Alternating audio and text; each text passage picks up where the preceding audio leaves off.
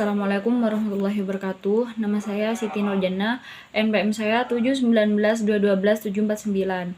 Nah, di sini saya akan melanjutkan penjelasan dari materi-materi manajemen koperasi dan UMKM, di mana pada minggu-minggu atau pertemuan-pertemuan sebelumnya saya juga sudah menjelaskan beberapa materi, yaitu tentang apa sih koperasi, juga mengenai tentang UMKM, dan mengenai sistem ekonomi koperasi.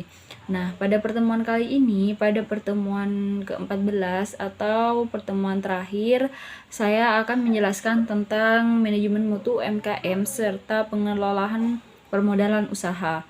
Nah, dalam manajemen mutu UMKM serta pengelolaan permodalan usaha terdapat juga tentang ISO 9001/2000 atas dasar 8 prinsip manajemen kualitas atau manajemen mutu. Nah, dalam 8 prinsip manajemen mutu ini yaitu mengenai norma, aturan, dan nilai-nilai yang diterima dan dapat digunakan sebagai dasar untuk manajemen mutu. Nah, Technical Commit 176 atau Quality Management and Quality Assurance merumuskan 8 prinsip manajemen mutu.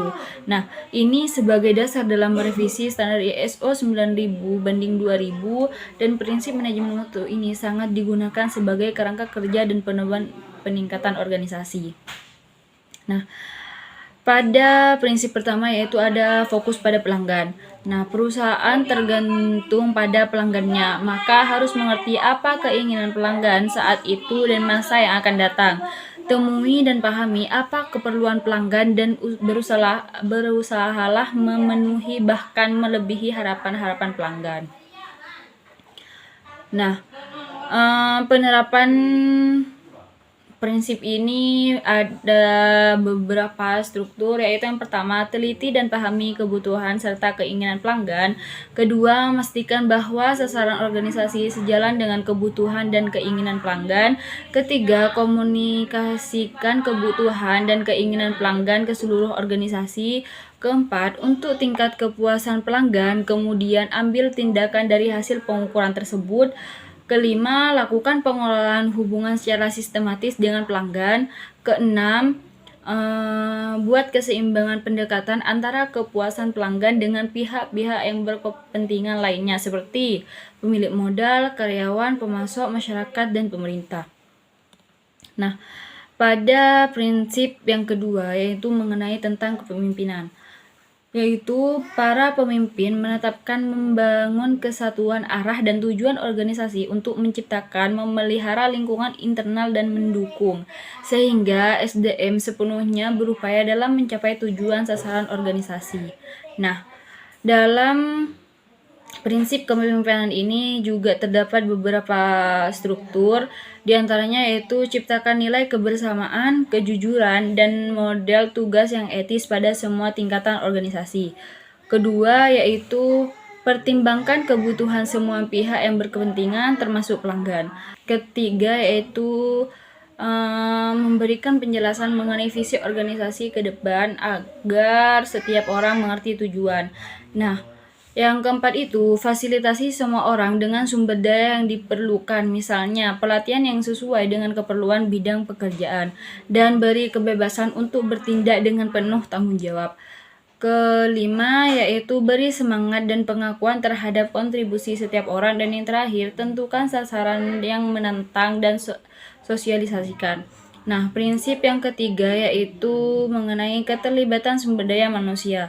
Nah, sumber daya manusia pada semua tingkatan adalah faktor penting dari suatu organisasi. Keterlibatan sepenuhnya dari mereka memungkinkan kemampuan mereka digunakan untuk tujuan keuntungan organisasi.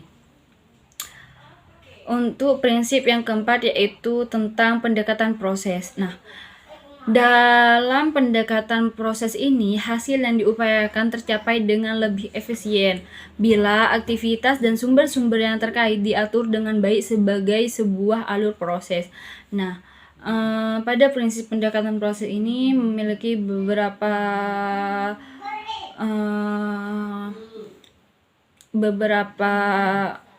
struktur, yaitu yang pertama menganalisa dan mengukur kunci kemampuan dan aktivitas-aktivitas. Kedua yaitu secara sistematis menentukan aktivitas-aktivitas yang dibutuhkan untuk mencapai hasil yang diinginkan. Ketiga, upayakan agar proses lebih efektif dan efisien. Keempat, yaitu mengidentifikasi kunci aktivitas-aktivitas di dalam dan di antara fungsi-fungsi organisasi. Kelima, menekankan pada faktor-faktor seperti sumber daya, metode, dan material untuk memperbaiki kunci aktivitas pada organisasi. Keenam, hilangkan birokrasi serta fungsi-fungsi organisasi yang tugasnya saling menumpuk. Dan yang terakhir yaitu mengevaluasi konsekuensi, resiko, dan dampak aktivitas pada pelanggan atau pemasok ataupun pihak-pihak yang berkepentingan lainnya. Nah, prinsip yang kelima yaitu tentang pendekatan sistem pada manajemen. Pendekatan sistem pada manajemen adalah yaitu mengidentifikasikan pemahaman dan pengelolaan suatu sistem dari proses-proses yang saling terkait untuk menghasilkan perbaikan-perbaikan yang objektif pada perusahaan dengan efektif dan efisien.